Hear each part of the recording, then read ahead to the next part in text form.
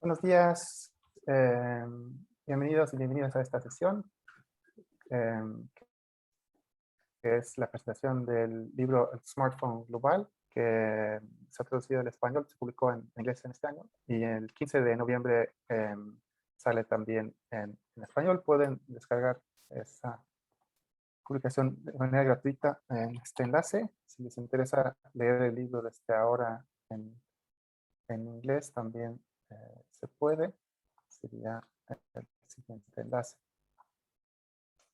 Bueno, yo soy Martín Carson, aquí de la Universidad de las Américas, Puebla, y el día de hoy tenemos el gran gusto de contar con la presencia del coordinador de este proyecto realmente fascinante, el doctor Daniel Miller.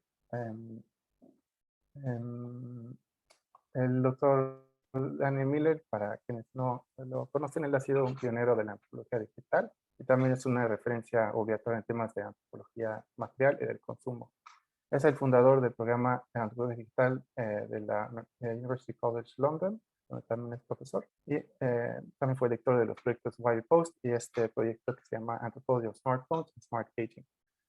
También es miembro de la Academia Británica, que es uno de los académicos más destacados del Reino Unido. Entonces, es un placer tenerlo aquí. Vamos a proceder de la siguiente manera. Vamos a empezar con una presentación del doctor Miller, que hará en inglés.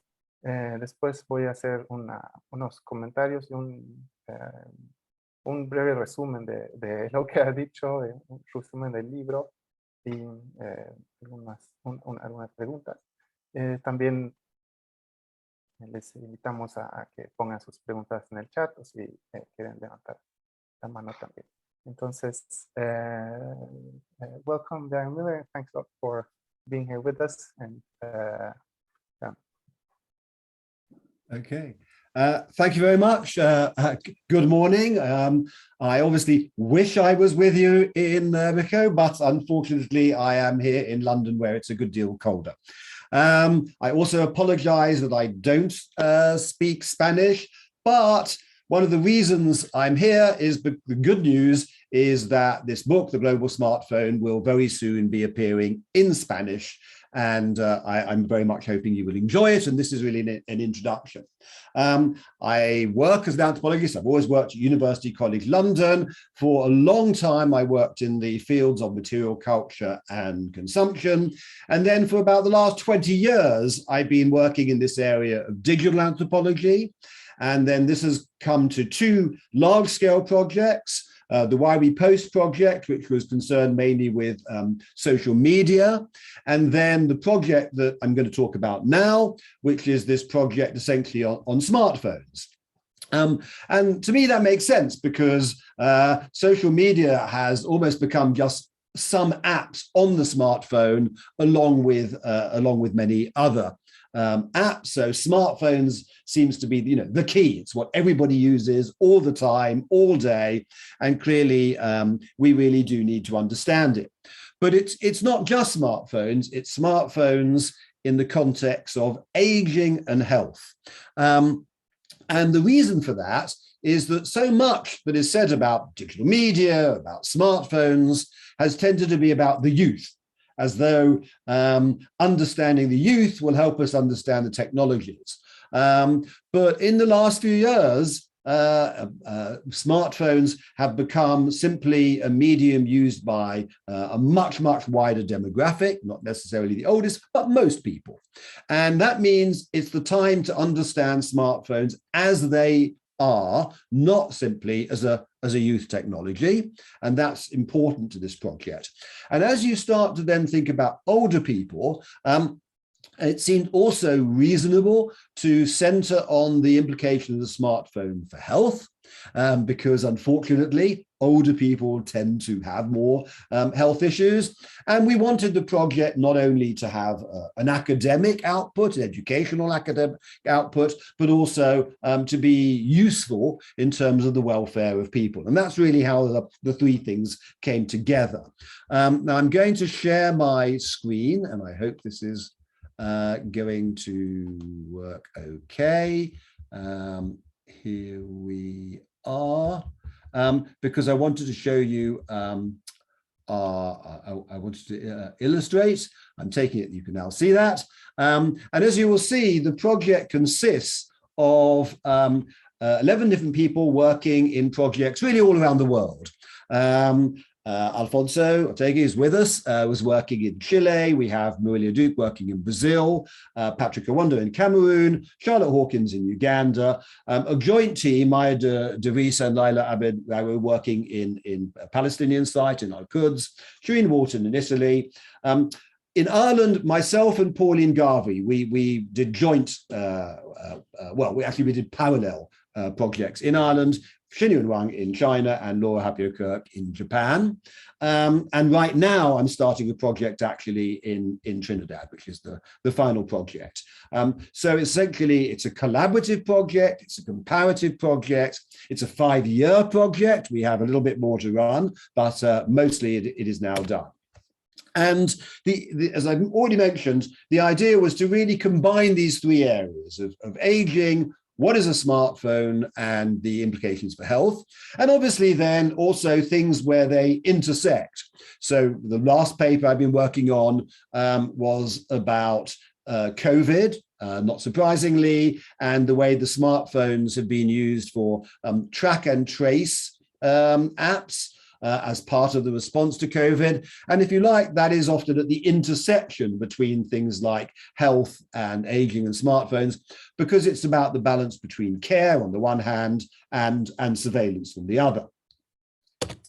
Now, to give the context firstly in terms of aging. So we decided to situate it, as I mentioned, that it's not just a youth technology, it's other people of all ages, but not to work on the oldest population, which actually in many places do not use smartphones very much.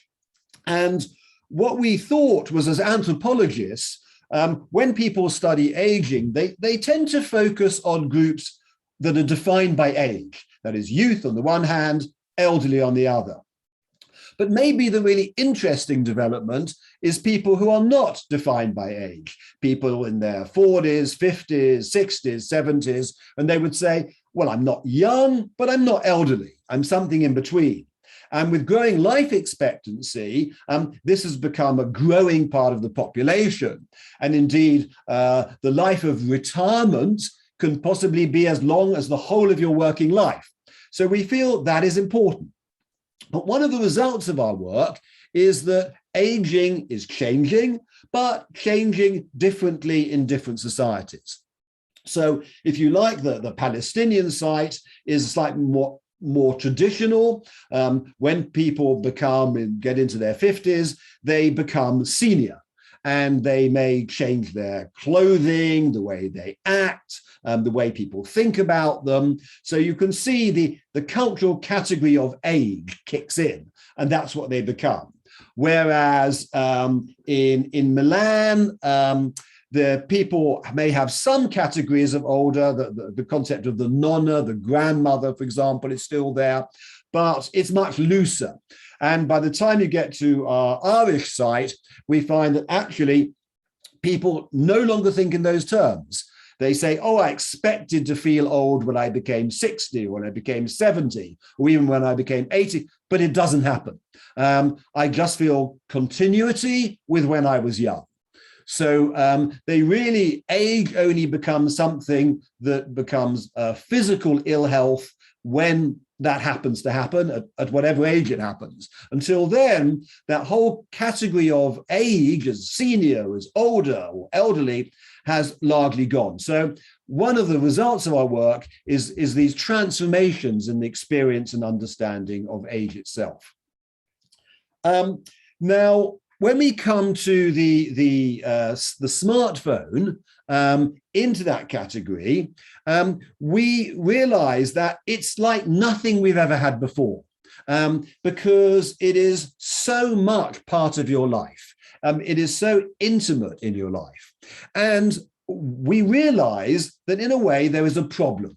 The problem is that the term smartphone, because actually it doesn't really correspond to either. Smart is an acronym that meant devices that take feedback from their own usage and change accordingly. Now, maybe the smartphone, it can predict what you are going to type or guess where you might be interested in going. But to be honest, at least as yet, this is only a small part of the phone, really. It doesn't affect us very much. And when I say phone, we think of telephone as something where we, speak by voice. But actually, especially for young people, it's probably not 1/20th, not 5% of their usage. So it isn't really smart and isn't really a phone. It's something else. But as this very intimate device, it becomes very close to the person. So one of the theoretical ideas we've developed, we call beyond anthropomorphism. Now, it's not anthropomorphic. It doesn't look like you. It doesn't have legs. It doesn't have arms, but it can be very close to you. And the reason is that actually what is really special about the smartphone is not the smart prediction or the phone, but that it's a very open architecture. Nobody just gets a phone and then uses it. As soon as you get it, you delete apps, you add apps, you change the settings, and you start developing your own content. So when I looked at my Irish evidence, I could speak to somebody like Eleanor. Now, she was somebody, a woman who thought of herself as a really good professional, although in her job, she felt people hadn't fully respected that.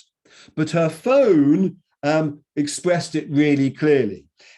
Even to pay the electricity bill, she can connect up websites and the calendar and her notes. And it's like the phone has hundreds of pages that is the kind of a life manual that has been created on her iPhone. I never saw another phone like it, but it really expressed her particular understanding of herself. The opposite would be a man descended from fishermen, a very sort of macho. Phone should be just what it has to be and nothing else. So as soon as his daughter comes from Australia, he takes the Skype app and he takes it off his phone. So a very sort of minimal idea. And again, very expressive of kind of who the person is. But then we are anthropologists. So we don't just look at the level of individuals. A phone can express relationships. It can tell you a lot about a couple. Intergenerational relations are often expressed through the phone.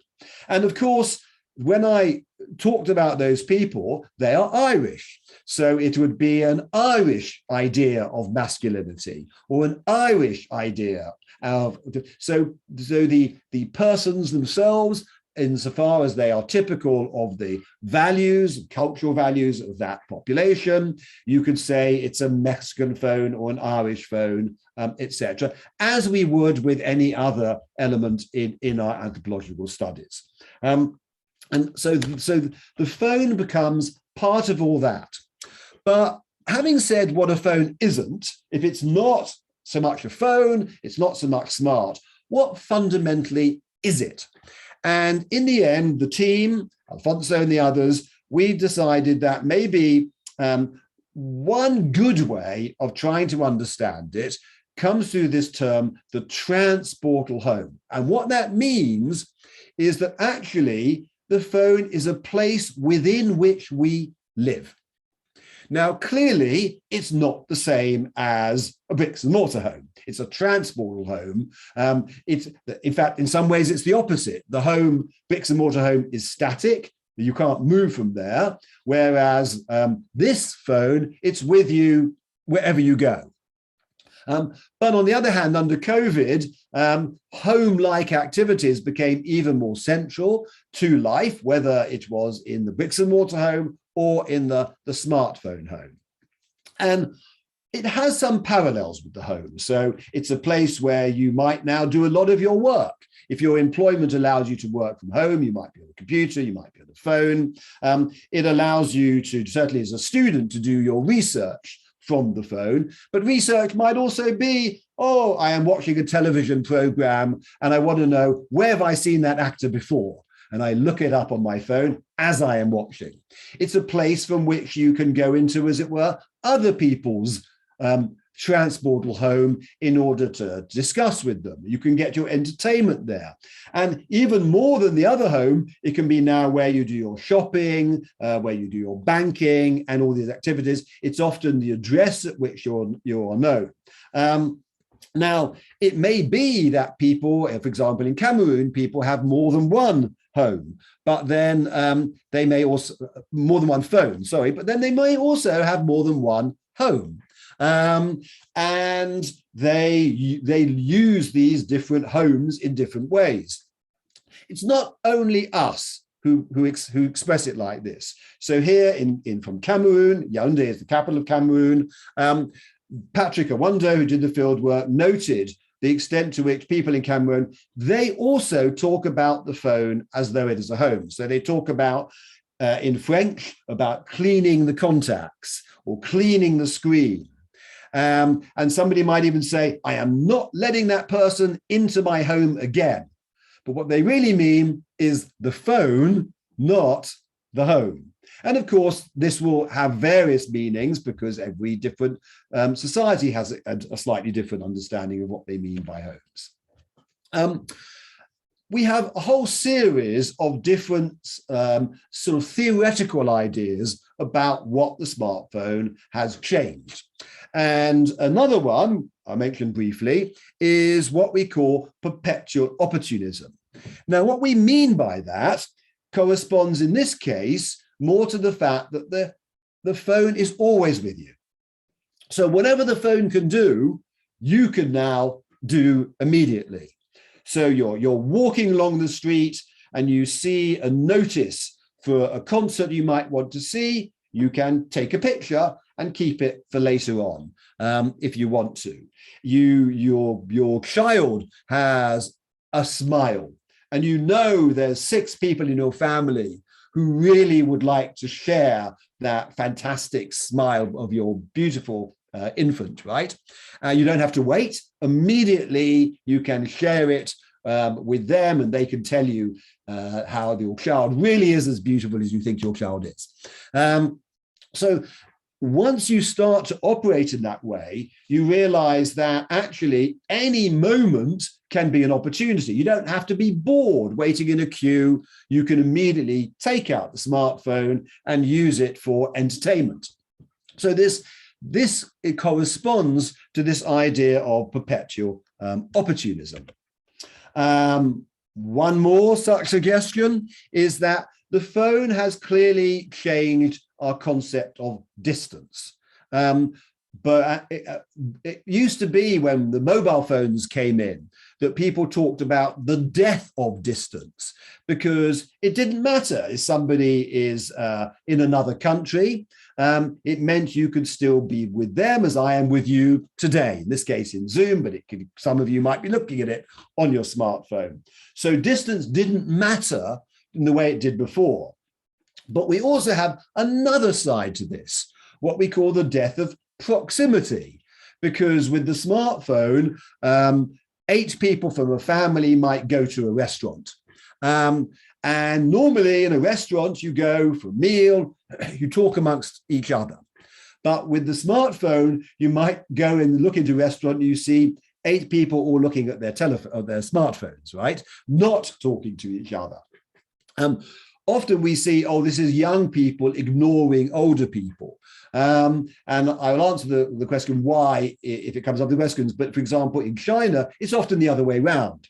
The young people are complaining to their grandparents, we took you for a meal, but you're spending all your time on the smartphone and ignoring us. So it doesn't necessarily go both ways. So if we have those changes in geography, it also has consequences.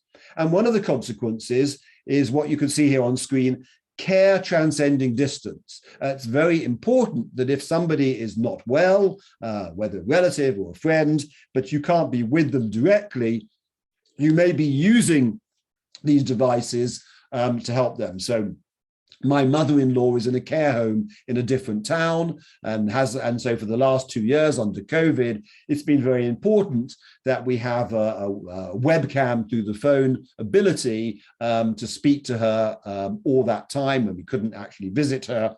And that's been, I think, especially important the last 2 years when almost everybody has had to practice care at a distance. And here you can see this kind of, going on in terms of this case, the sort of Japanese family. Now, final kind of example of these big generalizations that we are making about the phone is that these devices have also changed the nature of communication itself, and particularly conversation, because if you think about conversation before, there were two forms of human conversation. You could speak, as I'm speaking to you now, or you could text. You could write letters or emails now, whatever it is. What has changed is that there's a third mode, which is the visual. If the school kids here, if they use something like Snapchat, they can simply exchange pictures of their faces, feeling sort of happy or bad, and say nothing, have no words, but you can still have a conversation. Now, that was not possible before, but it is something that has developed here, and it becomes part of these issues around things like care. So, for example, in Japan, you have the main platform that will be used is one called Line. Probably with you, as for me, it might be WhatsApp. In China, it is likely to be WeChat. And what you find is that a lot of these conversations are visual, and so is a lot of the expressions of care. Because often when you are trying to care for somebody, it's not even what you say to them or what you convey, it's how often you're in contact with them that they appreciate.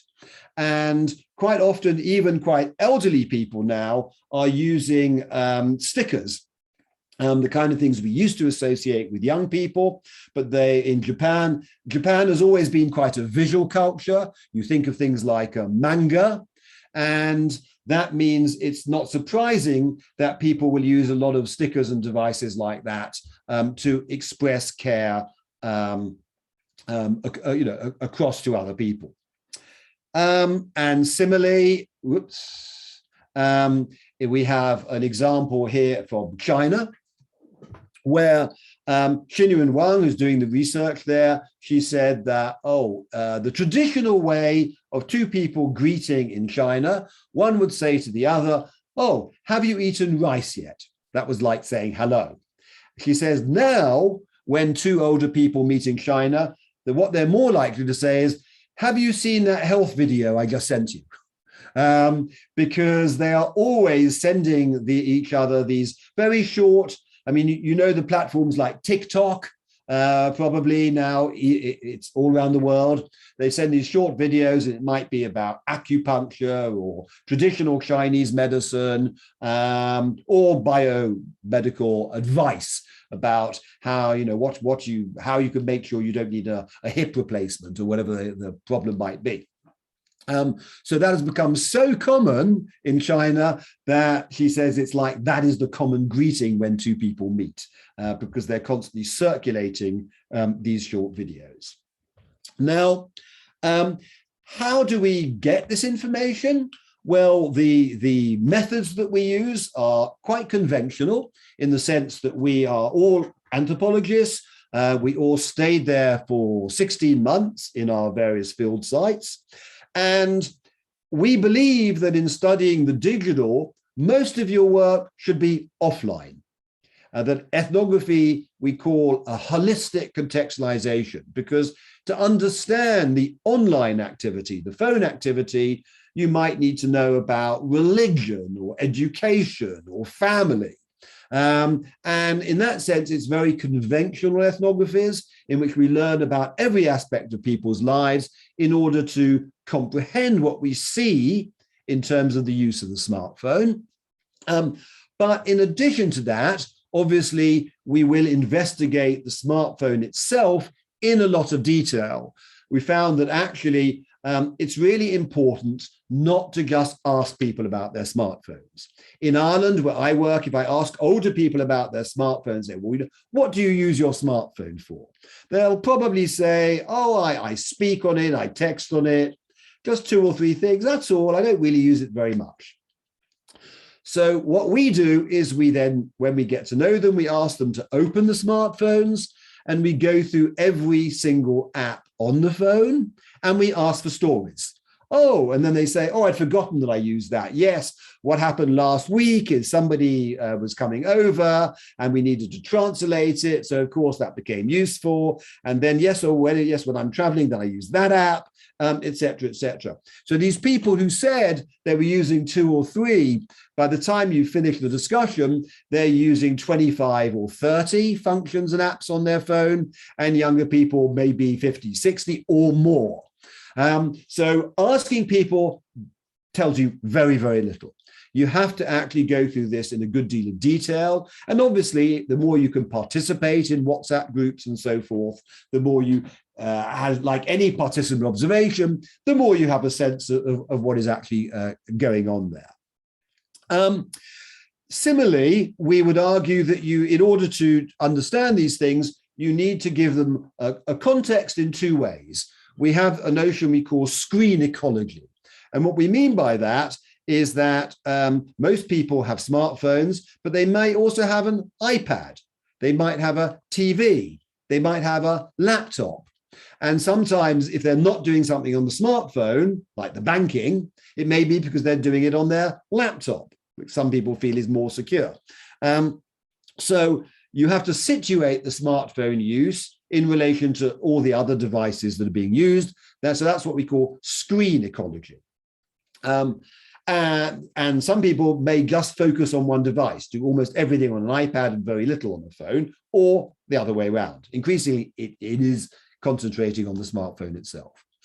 You also have to have what we call a social ecology, because we don't study individuals. And quite often, the reason the wife doesn't have something on her smartphone is because that's what the husband does. And the reason the husband doesn't have it is because that's what the wife has. And quite often in intergenerational use, you have young people even using the smartphones of the older people. They want to borrow them for things that their parents maybe don't know about, or whatever's going on. Or in some of the low-income areas where we work, people might even have smartphones and share them amongst many people, or alternate. So the mother has it one week and the son has it the next week and the mother has it again the next week, which we have found. So as anthropologists, we have to situate this in, again, that wider context of other screens and other people that might actually be involved. Now, if that's kind of what we're studying in relation to smartphones, its context of age, I now want to turn to the third element of our study, which is health. Because, as I said at the beginning, we also, as well as understanding smartphone use, we wanted to explore its possibilities in the applied world. Much of this will focus on the relationship to aging. Alfonso is here, for instance, did fantastic work relating smartphones to aging, because he, like several others of us, looked at how older people try to learn to use smartphones. And you can certainly ask him about that, because he can tell you a lot about the sort of the modern digital divide. What happens because on the one hand, governments are making you use these phones more because it's harder and harder to do anything if you don't have a phone. On the other hand, that makes it very difficult if people aren't familiar with these or comfortable with them, because they are excluded. And the problems they have in learning about the phone, Alfonso is absolutely the expert on that. And he can tell you about it certainly much better than I can. But We also, all of us, had different projects, including Alfonso, that looked at health usages. And I will mention a few examples of that. I kind of got interested in this because in the previous project, I was asked to do some work for the UK hospice movement. Now, the hospice movement is where people associate, usually when they've had a terminal diagnosis. They were not definitely going to die, but they are probably. It's often cancer, but it could also be Parkinson's and other kind of illnesses. And they were asking for my advice about the use of new media for them, because with a hospice, it's not like a hospital. They only have a few beds. Most of their work is with people living in their own homes.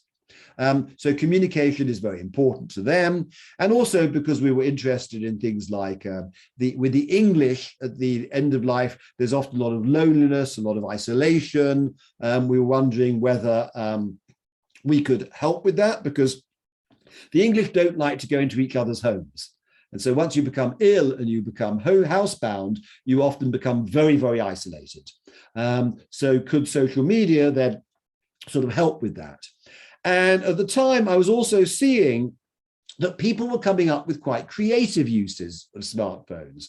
So it was the beginning of the time when somebody elderly became, your parents maybe became ill, people start to form these WhatsApp groups to support them. So, you know, the children can discuss amongst themselves on WhatsApp whose turn it is to phone them or to help them with their meals or whatever the family is doing to support that person.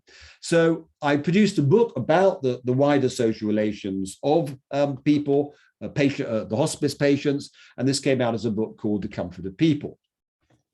In our project, this idea that people were already coming up with creative ways, ingenious ways to actually use their smartphones became more and more important. So you had somebody like Marilia Duke, who was working in Brazil, and she started to observe all the interesting ways people, doctors, nurses, patients, would be using WhatsApp in particular for health purposes.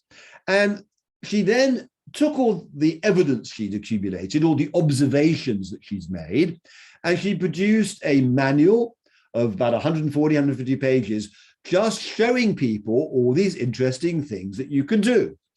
So the point is, it's not that the anthropologist is having any new ideas. It's simply that we look out there and we see that in maybe a household or a doctor's practice, somebody has got a good idea, but then the problem is that who else will know about that? If one house does it, nobody else except the house knows. So it's a useful responsibility of the anthropologist to go out, observe all these interesting things going on, and then let other people know so they can do the same thing. So if you look at our website, you will find her manual in English. She also has it in Portuguese.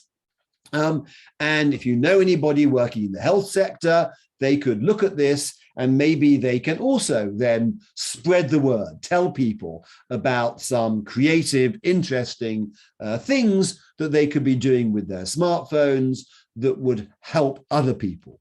But this is just learned from what she observed amongst population in Brazil, where she was carrying out her ethnography. To turn to Alfonso again, he took as his example an oncology clinic in Chile that served a low-income population. And what he did, which I think is, again, a strength in anthropological and also some STS work, is to say, you know, we tend to look at what the doctors are doing. We tend to look at what the patients are doing.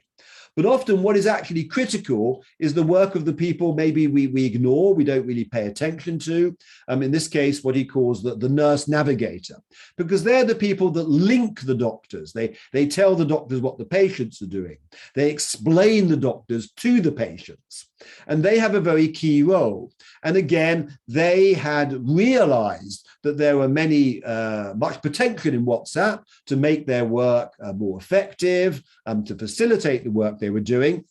And then Alfonso, in turn, had other insights that he could suggest about maybe other things that they could do using WhatsApp. So the end result, again, is learning from the context in which we are studying, and then telling other people interesting ideas and things that you could do.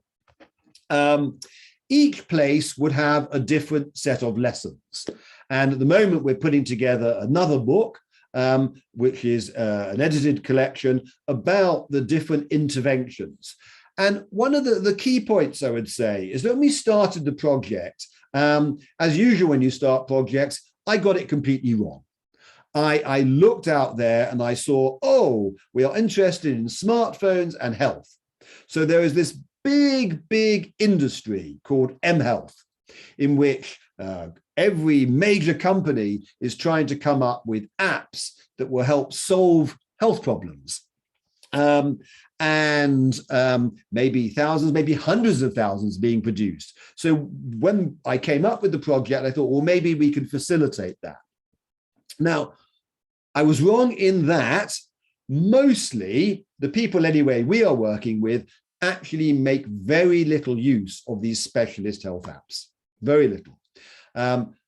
Yes, people use step counters. I use step counters. Younger women may be using period tracking apps, but on the main, much less use. Instead, as you've heard from what I've just been saying, what we discovered is it didn't mean people weren't using apps for health. It meant that they just weren't using the specialist apps for health. Instead, they were taking the apps they like WeChat and Line and WhatsApp, and adapting those for health. And that's really what we have been exploring here. So we changed our research. We adapted our research from the original idea of working with the mHealth industry to looking at something most people ignore because nobody's going to make money out of it. It's not a new app. Nobody's going to become the hero or heroine that solves a health problem. We are actually learning from the people. So it's a bottom up, what we call smart from below, that became, if you like, the ethos of our project. The way we felt that anthropology as researchers can learn from what people do and bring that up to policy instead of the other way around. Having said that, it's not always positive. One of the things that I was looking at in my Irish research was maybe the most common use for health of all, which is simply researching health on Google.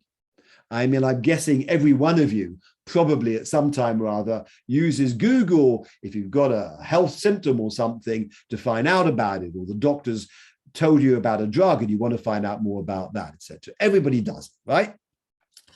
And you might think that one effect of Google is that it kind of equalizes access to health information.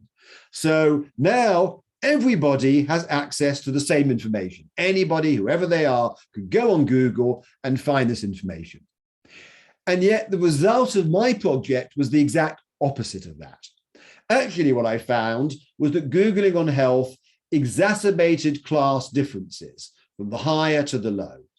Briefly, why would that be? It was because in the population, about half the people had maybe a university degree, or they worked in education or health or somewhere where they kind of had an idea about research. So when they Googled for health, they would say, oh, you know, that website I don't trust. It's just trying to sell me something. Or that one, it's just, you know, it's like some kind of conspiracy theory or something. They would have an idea where to go, and then they would also know how to what we call drill down. They might even find the medical papers or the Lancet or whatever it was, where the information is there. So basically, if they were already a bit informed, they became even better informed. By contrast, the people, the other half of the population, maybe didn't have that education, weren't used to doing research. They tended to look at whatever came top in the Google search. And certainly before COVID, that often was things that actually either were trying to sell you something or create anxiety, because like newspapers know, if you can create anxiety, you get more hits. And then they would look up, and whatever symptom they had, they immediately thought, oh, it must be cancer. Or, this is some terrible thing that is going to happen to them. And they became often, and obviously this feeds into things like, vaccine conspiracy theories and misinformation, etc. So the people who were less well informed became even more anxious and even less well informed. And that's what I meant by exacerbating class differences. Briefly, a couple of other examples. If you go to our lowest income population, which is in Kampala in Uganda, you find that people were, the most important app was actually mobile money, because mobile money is crucial, because when you're low income, then every health issue is a financial crisis. And when it's a financial crisis, the important thing is to get money, because they can't afford to see a doctor. They can't afford to get medicines. And so when Charlotte Hawkins started her work, she thought, oh, young people going to the city with smartphones, they will neglect the older people in the villages. But actually, it was the opposite.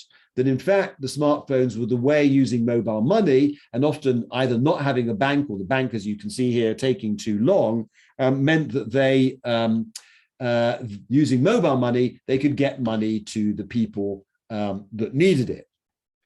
So these smart from below approaches, they basically have a lot of advantages. You don't have the cost of developing an app. It's already there. You don't need a pilot project to see if it's going to work. It's already embedded in everyday life. And actually, as we develop new projects, we think this is becoming more and more important. The results of this project are published in this book, The Global Smartphone. I realize I should have put the Spanish version on, but I didn't have it with me, but obviously that's going to be available to you very soon. So kind of to sort of summarize the results of this. What this project is trying to do is many different things. It's trying to change our understanding of aging for the demographic where I think that has been neglected. This middle age, where actually has become extended and has become such a major part of people's life, particularly if they do not see themselves as aging anymore. So that's a change. Clearly, we've done something very different about the smartphone, because when you hear I'm going to give a talk about the smartphone, you think I'm going to spend the whole time talking about fake news, smartphone addiction, filter bubbles, because that's what the media will talk about as soon as you say smartphone. It's often what people talk about as well, because they often take the discourse from the media. It's what politics talks about. But we think the role of ethnography is different. The problem is there is a hegemony. There is already an agreement about what the conversation about smartphones should be. But we are ethnographers. We sit with populations for 16 months and look at what happens in their smartphones day by day by day. And to be honest, when I'm doing that in Ireland day by day, how much fake news do you think I actually see compared to working with your family, going shopping, doing your education, and all the other things you do? It's not that I don't want, that I'm deliberately going against the media and the politics of this. It's just that our job is to respect the people we live amongst. What seems to matter to them? What do they do? And that's what gives us the authority to kind of hold back and say, okay, I know what you think we should be talking about, but we have to be the people who actually respect the integrity of our ethnography. And to the degree to which something is important in what we see, that will be important in what we say. So the things I have been concentrating on are much more to do with everyday life, because we think how you or I get through every day really matters. And if we can understand it's rather like the arguments on feminism as they used to develop in the 90s and beyond that, where, you know, we tend to neglect the mundane, we neglect the ordinary, not the high level political discussion or media discussion. Our job is to actually go back to everyday life and make sure that that is properly understood. And similarly, with the final component of our work in its respect to health. It's not necessarily the headline things we're concentrating on, it's what do people do with these things all the time? Because Googling for health or nurses trying to organize their activities every day, or creating WhatsApp to look after your elderly parent. This is the stuff. This is actually what we see as really important things that the smartphone has become in relation to the health sector. And in all of these, we try and keep to the integrity of the anthropologist as ethnographer, having, if you like, the modesty to not impose our agenda upon populations, but produce a book that observes and theorizes perpetual opportunism, transportal home, etc., on the basis of that, and says, you know, if you look at what people do with the smartphone, that then is what the smartphone is. And that is essentially the aim of this kind of project. So thank you very much. Thank you very much for that presentation. That was really interesting. Lo que voy a hacer ahorita es entonces hacer un resumen también en español y voy a enfatizar algunos puntos que me parecían destacables. Al mismo tiempo les pido que si tienen alguna pregunta, por favor, la pueden hacer en el chat, en español o en inglés, como prefieran. Entonces, bueno, el smartphone global, más allá de una tecnología para jóvenes, como mencionó el doctor Miller, es parte de un proyecto más amplio que se llama la Antropología de Smartphones y Smart Aging, como envejecimiento smart, ¿no? Que dirigió el mismo doctor Miller. Empezó con este interés por una salud móvil y sobre todo por aplicaciones o apps de la salud, pero creció muy pronto a un proyecto mucho más amplio, que es el que nos presentan ahora, ¿no? Que es realmente sobre celulares y los usos. Bueno, eso es decir celulares, pero bueno, estoy haciendo referencia a smartphones, ¿no? Estos nuevos. Bueno, no tan nuevos, pero no los viejos. Hay varios aspectos aquí que a mí me parece que son destacables. A mí me gustaría mencionar 4 cosas. En primer lugar, su enfoque etnográfico. Luego tenemos su esfuerzo por hacer resultados accesibles, relevantes al público en general. Su diseño comparativo y colaborativo y sus propuestas teóricas. Entonces, el primer punto sobre enfoque etnográfico, para personas acostumbradas a leer etnografías no van a haber muchas sorpresas, ¿no? Pero aquí más bien la relevancia o la importancia de enfatizar el enfoque etnográfico tiene que ver con el segundo punto, que tiene que ver con este interés por hacer los resultados accesibles y relevantes al público en general. Como mencionó también en su presentación, hay mucho... en los medios existe como ya un discurso sobre los peligros, muchas veces la adicción a los celulares, etc. Entonces, digamos, en el libro parten de eso, de estos discursos mediáticos, sí hacen referencias a estudios que también han criticado, bueno, o han profundizado más en estas cuestiones que fake news, etc., ¿no? Pero lo que ofrecen es más bien esta mirada como situada en diferentes partes del mundo, además, ¿no? Para ofrecer algo diferente, una mirada diferente, y va a enfatizar en otras cosas que las que salen todo el tiempo en los medios. Y eso es un aporte, creo yo, muy importante y muy interesante, ¿no? Entonces, vale la pena como destacar eso. O sea, aquí no se trata como de, en primer lugar, de hacer aportes teóricos, ¿sí? Por lo tanto, no empiezan con una revisión de la literatura sobre antropología digital o sobre smartphones. Lo que hacen es más bien una revisión de la discusión pública en diferentes partes del mundo, que no es la misma discusión en todos lados, aunque sí se parece en muchos lados, y ofrecer como esa mirada de la cotidianidad de las personas, creo que es muy importante. también, bueno, como ya lo mencionó en su presentación, es un trabajo que se ha llevado a cabo en 9 países por 11 investigadores. Entonces es un proyecto colaborativo. Eso también creo que es algo destacable, es algo que no se hace con demasiada frecuencia. Bueno, se intenta muchas veces, quizás, pero es claro que requiere de recursos que no siempre como que tenemos a la mano, ¿verdad? Pero eso le da como una profundidad, ¿no? Y muestra la diversidad de los celulares, cómo se utilizan en diferentes partes del mundo. Em, Hay cosas bastante interesantes en este sentido. A mí me gustaría destacar algunas cosas nada más, como el uso en China, por ejemplo, donde se asocia mucho más los celulares con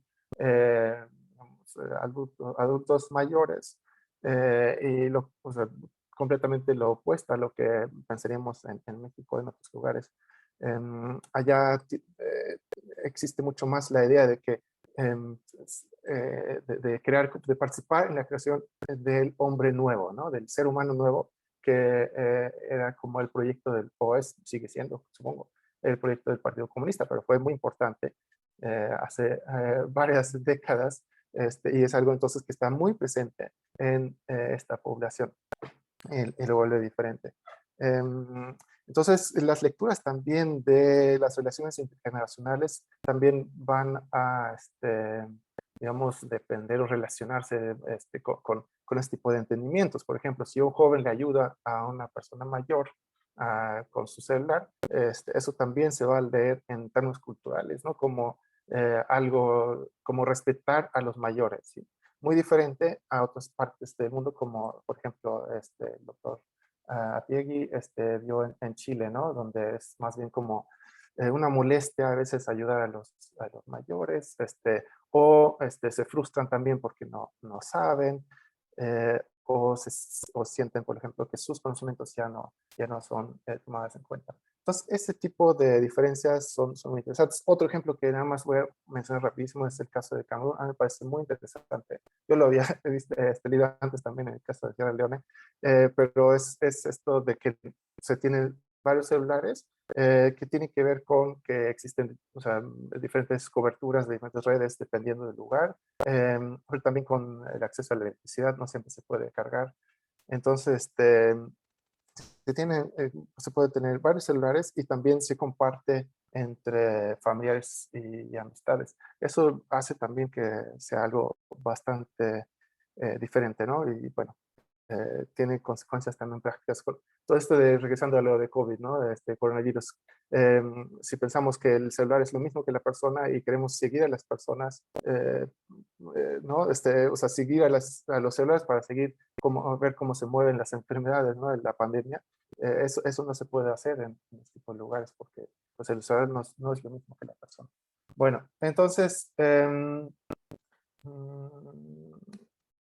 bueno, si bien el objetivo de este libro no es hacer aportes teóricos, no es su objetivo principal, sí ofrece una serie de conceptos muy interesantes.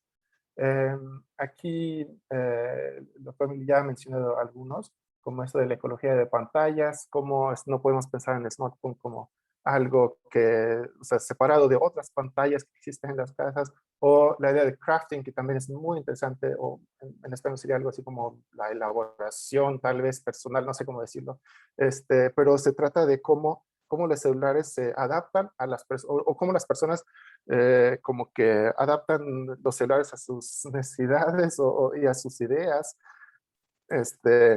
Y eso entonces va a variar también dependiendo de los países digamos, que se valora en diferentes lugares, que valoran las personas. Incluso como aparece, ¿no? O sea, cómo se organizan en diferentes carpetas, o si no se organizan. Entonces, si existe como o cómo se utilizan las aplicaciones, es un punto importante que a veces, o sea, los diseñadores pueden tener una idea y los usuarios otra idea de lo que debe ser una aplicación.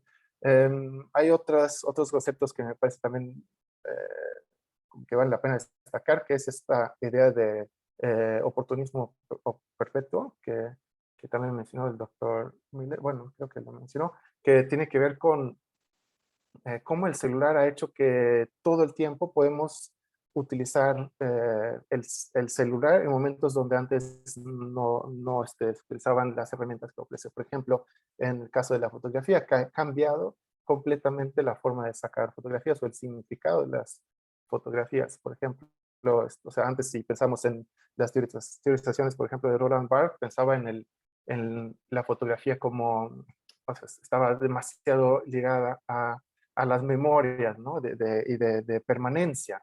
Ahorita es mucho más de apuntes, ¿no?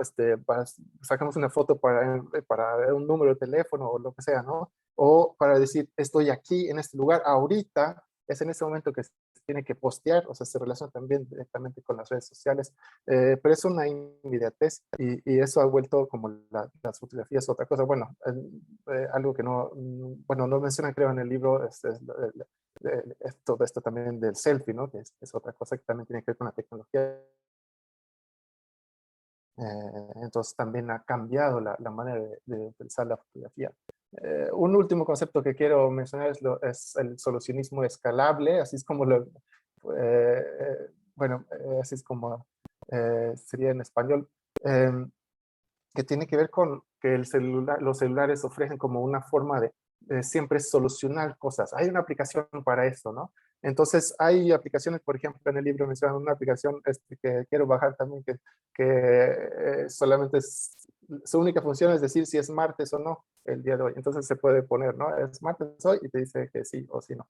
Pero también tenemos aplicaciones que se vuelven más bien como programas. O sea, aquí podríamos pensar en WhatsApp, que son sí, llamadas, mensajes, este,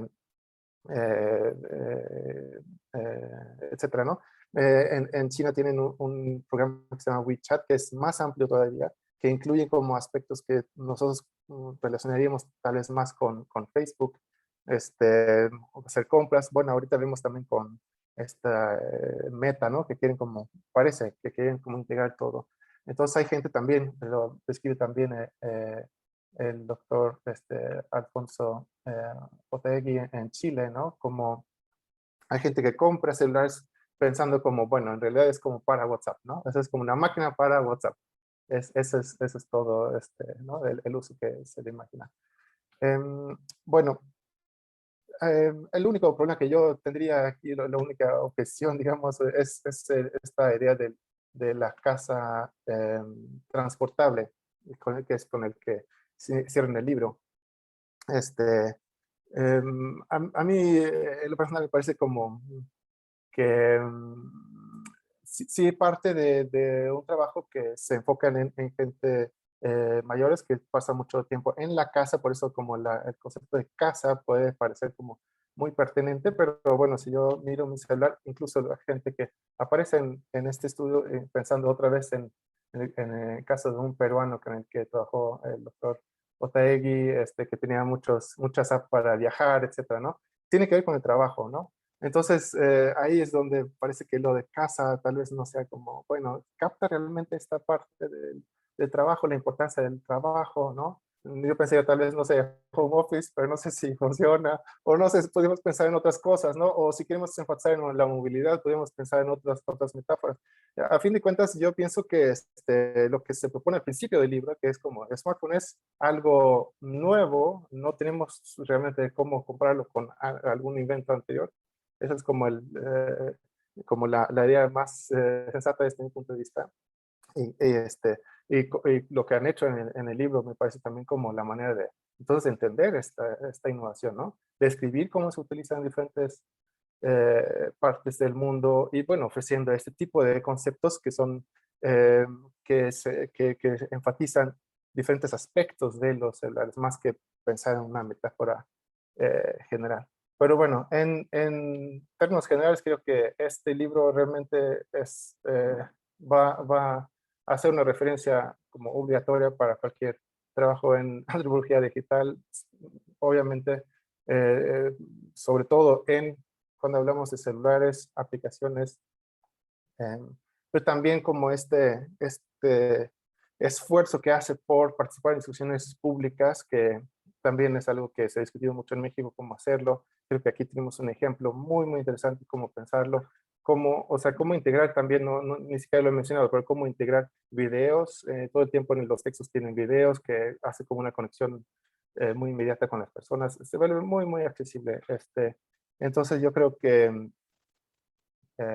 sí va a ser una obra muy importante en este campo y sinceramente espero también que tenga el mismo éxito en las discusiones públicas que sí necesitan matizarse bastante. Bueno, pues muchas gracias. Por lo que entiendo, el doctor Miller leyó mis apuntes en español, no sé con Google Translate cómo se hizo, entonces espero que, no sé si quisiera también decir algo, y de nuevo les invito a hacer preguntas en el chat. So I was I was basically just doing a summary of the summary that I sent you. So I'm not sure if you would like to make some comment about that, or we should just pass straight away to the questions. Well, I'm happy to go to, if there are questions there, I'll go to them. Otherwise, I'll come back to this. So I don't know if you have any questions at the moment from the... There's no question. There are no questions in the chat, so I don't know if people. Okay. No sé si. Okay. No sé si también quieren levantar la mano, adelante. Yo sé que también hay personas aquí que han trabajado en antropología digital, que han tenido proyectos en eso. Entonces, okay. So while you're waiting for questions, I mean, one of the things that you discuss in your review, very kind of you, thank you, is that you take issue about really this notion of the transportal home. I mean, is this really the best way of understanding what smartphones are? And I think the point to make is this. Firstly, the smartphone is too big to be any one metaphor. It's vast what the smartphone does. There are 20 different, as it were, things you could say it's similar to that would be valuable. But I do feel that this was maybe a better point of entry for two reasons. The first is that we felt that to understand the smartphone, you need a certain element, if you like, of shock. That is to say, of getting people away from simply thinking it's a smartphone. Because, as I said at the beginning, actually, this is a really different device. There's all sorts of things going on here and it doesn't help if you just start with, think of it as the history of the phone, the mobile phone, etc., etc. So in a way, the first task is to just find a different place from which to start.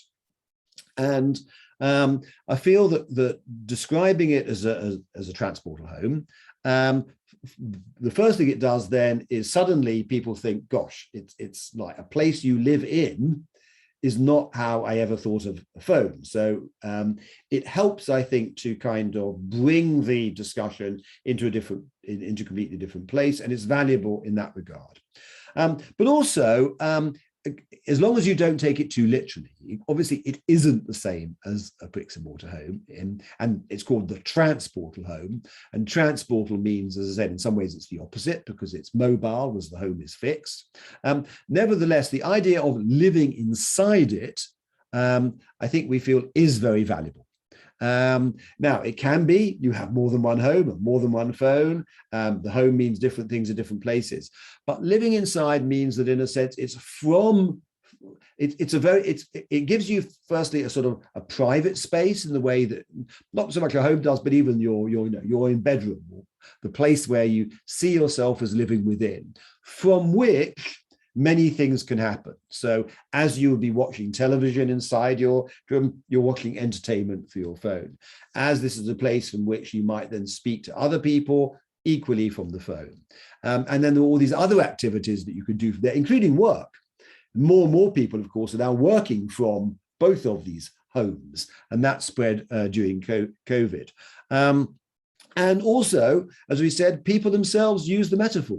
I mean, I know Alfonso has cases of this in Chile. I gave you some cases in Cameroon. The way they talk about cleaning it, the way they talk about ordering it, the way they talk about, even decorating it. I think there is, if you try and make it too exact, it does not work. But if you use it as a starting point for a very different way of thinking about what actually is this device, yes, we think it works quite well. Ok, voy a hacer una breve traducción nada más. Bueno, la idea entonces es que la casa transportable, la utilidad que ven con este concepto es que nos hace repensar lo que es el celular. Y es como un lugar donde vivimos. Entonces, en ese sentido, sí tiene sentido.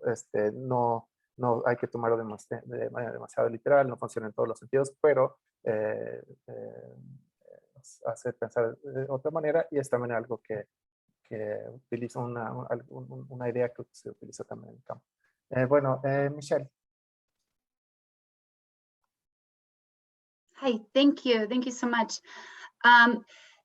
Your talk actually got me thinking, obviously this was the goal, in a very different way about the smartphone, right? I've always sort of thought about the smartphone. I'm an archaeologist sort of by formation, by practice, right? And think about our sort of material culture as kind of these extensions of who we are, but these sort of kind of external extensions of who we are, right? And so, but this was a way of thinking about the smartphone, at least as I interpret it, as like very internal, right? It's sort of this kind of transposition of our souls in some way into this electronic device. And so I actually have a lot of questions ringing in my head, but I will just start with one. One of the questions I did have for any of the researchers on this project was, in your sort of observations, did you see or notice people sort of, I mean, in terms of health or other, aspects, other things that they were doing on their smartphone, sort of engaging in these kind of critical questions about, their well-being and so forth with anyone other than kind of family members or caregivers? Because what I'm thinking of is, how do we kind of leverage this activity on the smartphone to extend out more to community well-being and the health of a community, right? And I will start, maybe then Alfonso may also, but if you remember, my first piece of work was with the hospice movement, people who have a terminal diagnosis. And actually, for people in that situation, maybe going through chemotherapy or whatever it is, one of the things that became very clear is that they do want to discuss with a much broader, they don't just want to discuss with the medics and just with their families, they want to go on forums. Because sometimes they have a very specific condition, a particular kind of cancer or a particular kind of treatment, and they want to know whether what's happening to them is what they think of as normal. Is it the same with other people? And I also, it's often terrible things are happening, and they want to know, they want to share them. Now, what was really interesting, though, is that the people I work with divided almost into two. Half of them, they wanted to go on forums that were anonymous. And that is one of the things that these kind of devices make possible that perhaps couldn't even exist so easily before, because they were talking about very intimate things, and they didn't really want this, they couldn't discuss it with anyone they knew. But if it was anonymous, nobody knew who they were, they didn't know who those people were, they could say these extremely private and difficult things. Interestingly, though, the other half were exactly the opposite. They said, I want to discuss these really terrible things that may be happening in my body and my thinking, etc. But I have to do it with somebody I could know. I have to know who they are. They have to know. It has to be a relationship. And I thought this was really interesting, because really one of the conclusions was one type of form doesn't work. You actually really need both. And that's the kind of finding, I think, that this kind of work can come up with.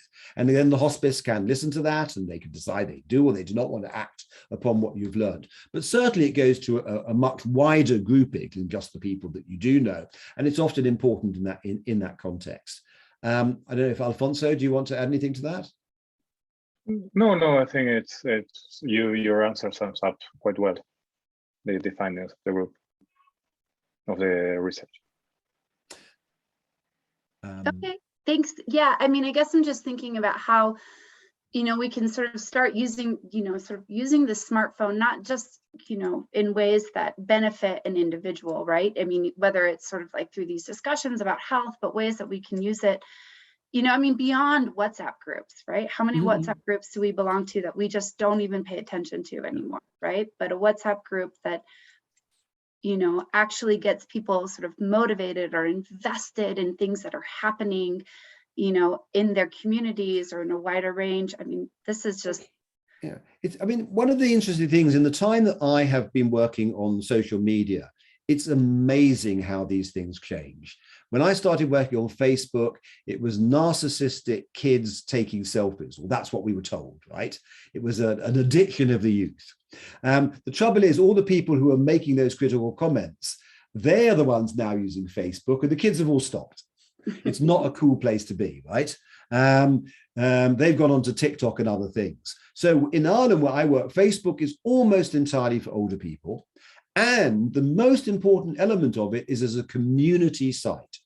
So all the major community groups, the local community association, is almost entirely a Facebook institution, right? And you saw this with COVID. Within a short time, this is a town of 10,000. Within a very short time, 2,500 people joined Cuan against COVID.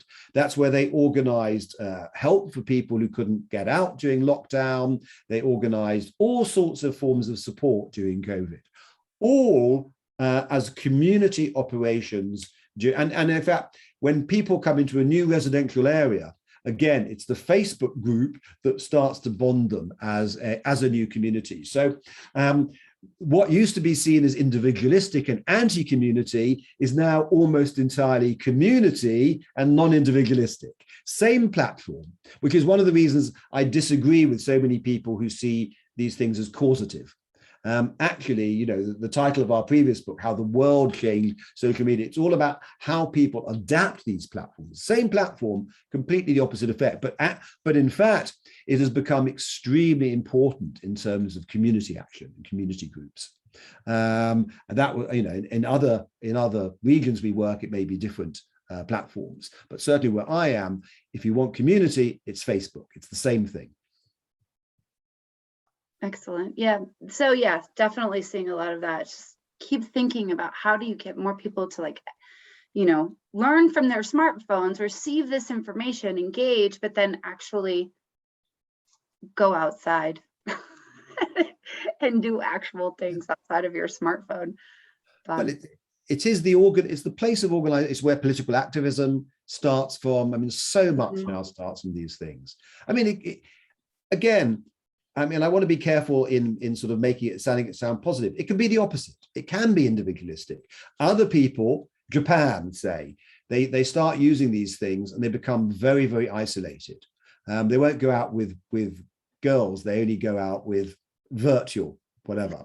So it can become, you know, it can be the thing that creates community. It can be the thing that destroys community. But it's the medium. So you have to be very careful when talking about causation. It's where, but the key point is it's where everything is happening. And therefore, my point would be, we've got to pay more attention to this. Absolutely. Thank you so much. Thank you.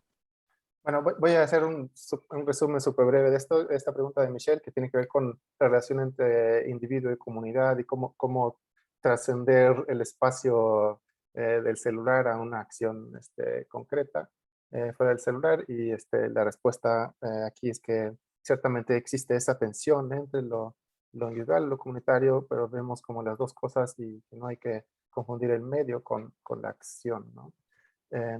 Okay, so we have a couple of questions here also on the chat. So Samantha is asking here, thank you, or she's saying, thank you for the presentation. It was incredible and I learned a lot. I do have a question. How can I understand intimacy within smartphones? I'm thinking it is quite complex and that it's a story with two sides. Because when we are using the apps like Instagram or Facebook, one shares like meaningful experiences that are for the public, so to speak, but how public or intimate are they actually? I think one of the points about, again, the smartphone, the problem of generalization, because in the previous project, we had this notion called scalable sociability. And what we mean by that is that what's interesting about it is that you can go from extremely public to extremely private with this, but but typically what people do is they organize the different platforms along that. So Facebook, as I said, is community. Twitter might be a particular public interested in, I don't know, archaeology, whatever it might be. And then you come down to like Snapchat, which is just a group of friends in a school. And then you may go down to, the dating apps, which two, sometimes more, but usually two people. And then you have, I think, also the sense in which it's expressive of the individual person. That, remember Eleanor, where the place where she really sees herself as a professional, as a female professional, is through her phone, more than anything else out in the world. So it's an intimate relationship because it's a relationship with yourself. It's the mirror in which you try and construct yourself in the same way we might with clothing, to express ourselves to ourselves as to who we are. So I think it's a scale. But at one end of that scale, I think, yes, you have an extraordinary degree of intimacy. Indeed, a lot of people worry about how it changes privacy, but for some of the societies we work in, it's like it's the beginning of privacy. If you're in an Indian extended family or Chinese rural family, you probably had no place, in a sense, like that, where you could cultivate your own style and form, etc., and the public didn't necessarily see it. And the possibility, it's also one of the examples I gave before, is it's a place you can talk to strangers, where it didn't happen before. And that's, as I mentioned before, it's where you can talk about very, very private things. So there are possibilities of intimacy that maybe didn't even exist before. But it isn't intimacy as opposed to the public. It's all of these things together. And that's how we tend to use it. It's like a piano. You have a real register from the most public to the most private within the same device. Bueno, esta pregunta entonces es parecida en cierto sentido, que habla sobre lo íntimo en redes sociales. ¿Qué tan íntimo podemos ser o qué tan público somos? ¿Cómo entender esto? En la respuesta del doctor Miller hace referencia a un libro anterior que se llama Why We Post, ¿por qué posteamos? Donde habla justamente de esa escala y cómo puede ser tanto íntimo como bastante público.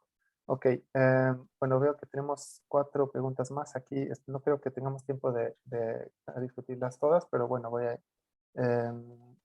okay, so the next question by Jose Miguel Jimenez is, do you know about Jonathan Haid's work on the dangers of smartphones, particularly on teenagers? Have you seen anything that hints towards this in your research? It's a very important and very difficult question because of the nature of evidence. If you read the press, it's devastating for teenagers, right? It's like you can't be a sane teenager anymore because of the pressures, etc., of social media. Now, certainly social media and smartphones can cause problems because, so for example, if you were being bullied at school, at least it was at school. When you came home, you had a refuge.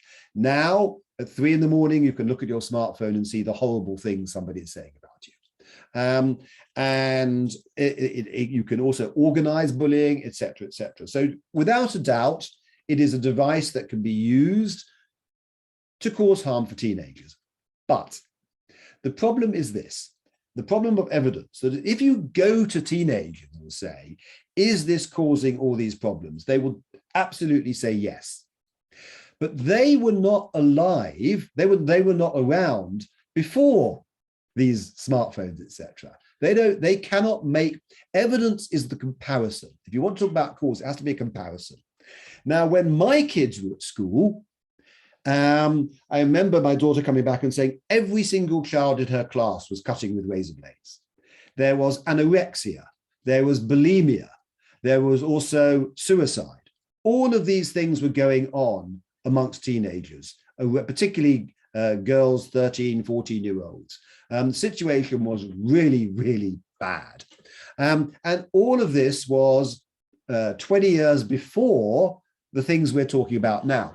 Now, the teenagers today cannot talk about that because for them, it has to be about the modern devices. But I used to talk to some of the teachers and said, okay, everybody is saying this is what social media is doing, etc., etc.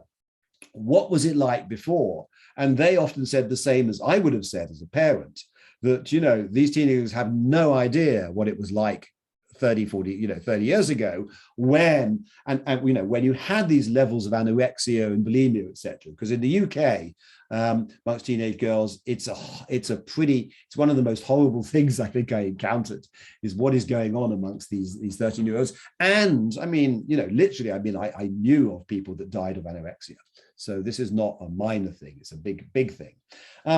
So my answer would be, smartphones are definitely used for harm for teenagers, but that's because there were horrible harms going on around teenagers that now have migrated to the smartphone. It may change the way it's happening.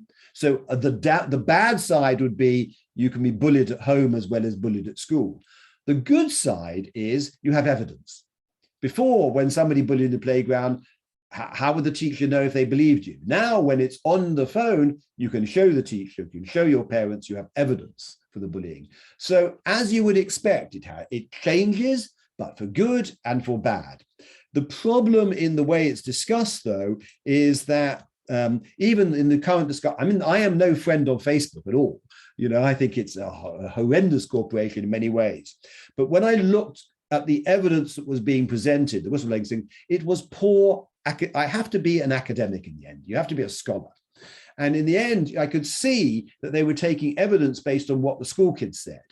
And for me, that is, you know, we are academics. You have to say, unless you have a comparison before and after, you cannot extrapolate cause.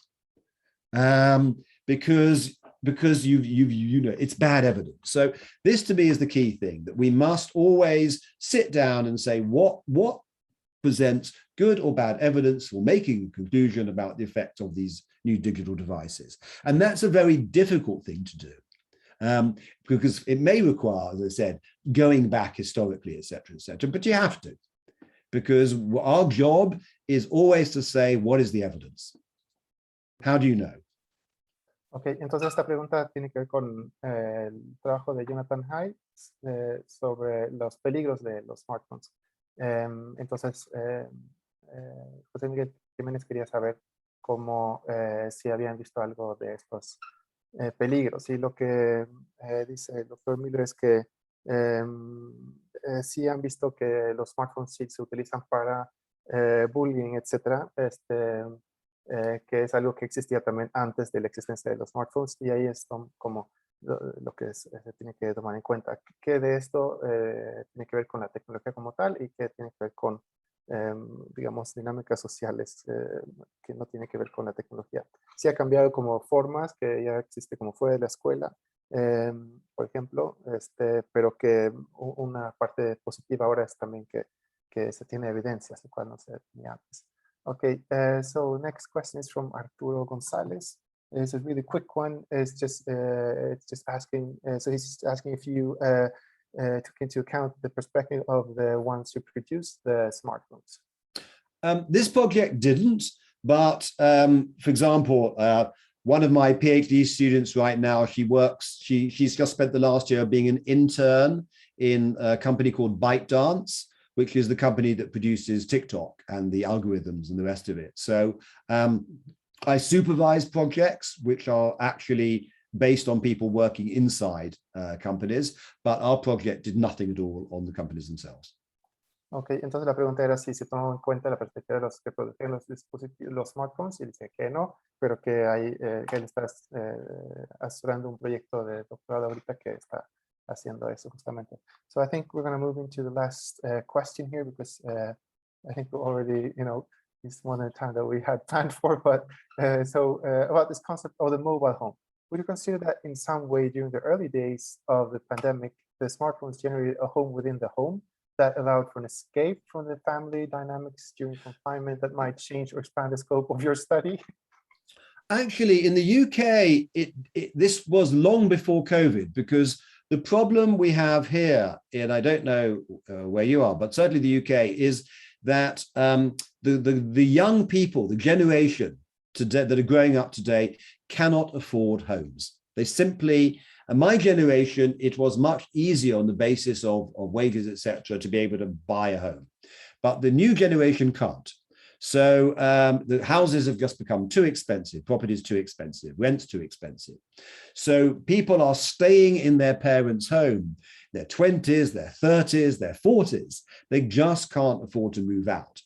And in that situation, it is really important. The question you asked is really important, because one of the other reasons we like to call it the transportal home is exactly in your question, that for these 30-year-olds living with their parents, but not wanting to live with their parents, it is really important that they have a home within the home, a space which is their smartphone, in which they can have their own friends, their own dynamics that are separated from the rest of their family. So I am sure you're right that this happened even more with COVID, but in my country, this is actually a very, very important point, even outside of that, because of the problems of young people having to live with their parents. Ok, y aquí la pregunta era si ahora durante la pandemia, si los smartphones han generado una casa dentro de la casa que permite como a las personas que puedan escapar de las dinámicas familiares. Dice que esto es algo que, o sea, sí, pero que es algo también que se ha visto desde antes y sí tiene que ver también con su argumento principal sobre lo de la casa portátil. Que los jóvenes de ahora no pueden comprar casas tan fácilmente, entonces el celular sí se vuelve como su casa, su espacio íntimo. Yo creo que con eso, yo veo que tenemos muchos mensajes más aquí, lo siento mucho, pero habíamos planeado una sesión de 60 minutos, ya hemos llegado a 90, entonces vamos a cerrar ahí. Les agradezco muchísimo, de verdad, por todas sus preguntas, y desde luego le agradezco muchísimo al doctor Miller, también la presencia del doctor Ataegui. Muchas gracias por estar aquí y presentar este trabajo tan interesante. Ojalá que sí puedan leer el libro. Está, como les decía, en inglés o en español en 15 días. Bueno, el 15 más bien de noviembre se publica en español. Entonces, pues muchas gracias. So thanks a lot for your time, Dr. Miller. We planned for 60 minutes, now we've done 90, so I think, you know. That's okay. That's fine. I mean, thank you for having us. One thing I will say, the book is coming out in Spanish, and you are the world's biggest, I think, Spanish population. Because it's a free book, that means there is no money for like advertising, marketing, and things like that. So, and we are very concerned that people get to hear about it. So if you have networks in Mexico where you can let people know that there's a Spanish book, it's free, and it discusses some interesting things, then we will be very grateful to you, because the point of the translation is hopefully that it can come to audiences all around the world that might not otherwise have seen it when it was only in English. So anything you can do in that regard, we will be very grateful. Of course, yeah, thank you very much. Yeah, and I hope a lot of people will read it, because it's a really fascinating book. I really enjoyed it, and so many interesting insights. And I mean, this whole effort to make it public is also, I mean, something that, of course, appreciate. You know, it's not that easy. So, so thanks a lot again for your present. Also, Dr. Ataegui, thanks a lot, and yeah, well, good luck. Thank you. Book. Maybe we meet one day. And thanks, Alfonso. Bye bye. Okay. All right. Bye. Bye. Bye.